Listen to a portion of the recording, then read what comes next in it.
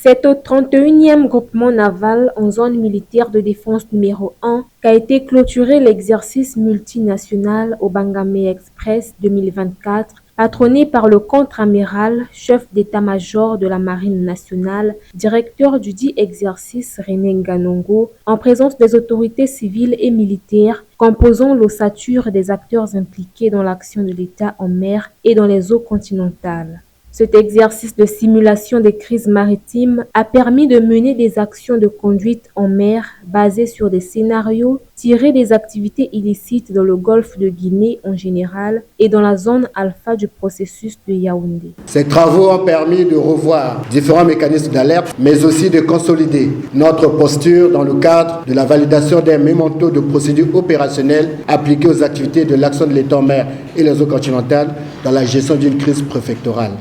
Pour nous situer dans une logique de coopération et de redevabilité, nous sollicitons votre implication et votre concours pour la mise en place d'une base documentaire regroupant tous les textes liés à l'action de l'État et des eaux continentales.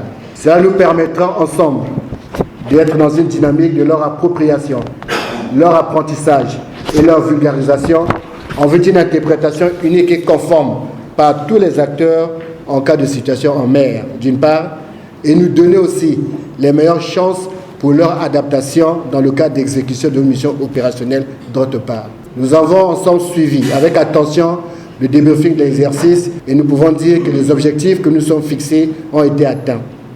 J'appelle donc l'attention de nous tous pour pouvoir consolider ces acquis et poursuivre dans cette lancée afin de répondre avec succès au rendez-vous que nous nous sommes fixés en fin d'année.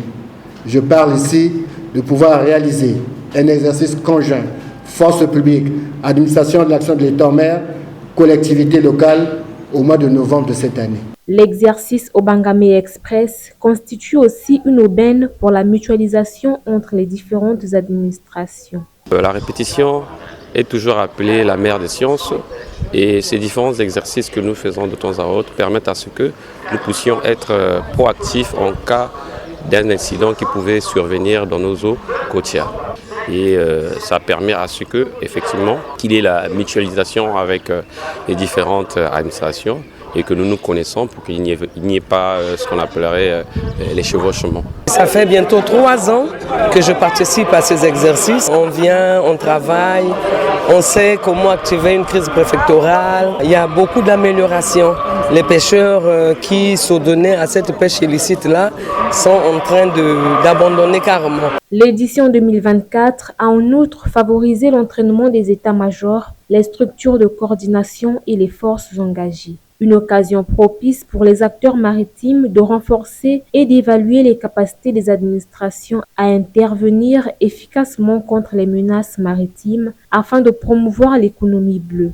Placé au niveau national sous le thème « La consolidation de la mise en œuvre des procédures opérationnelles de la cellule de crise préfectorale », l'exercice maritime multinational Obangame Express 2024 visait 4 objectifs généraux, à savoir opérationnaliser l'architecture de Yaoundé afin de contribuer à la liberté de navigation dans les eaux du golfe de Guinée, améliorer les capacités des pays africains à contrer les menaces maritimes, favoriser la coopération entre les pays du golfe de Guinée et enfin, encourager le partage d'informations entre les partenaires.